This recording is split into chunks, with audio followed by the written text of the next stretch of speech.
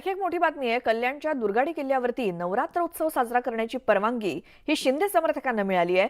शिवसेना, ठाकरे समर्थक, शिंदे समर्थक आणि वाडेघर ग्रामस्थ मंडळानं जिल्हाधिकाऱ्यांना अर्ज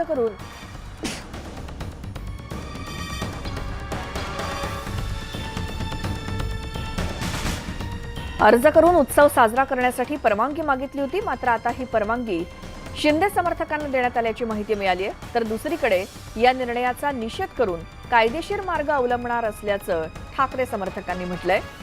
दरम्यान दोन्ही गटात परवानगीचा वाद सुरू असताना वाडेघर ग्रामस्थ मंडळानं सुद्धा परवानगी मिळावी म्हणून जिल्हाधिकाऱ्यांना अर्ज केलेला होता।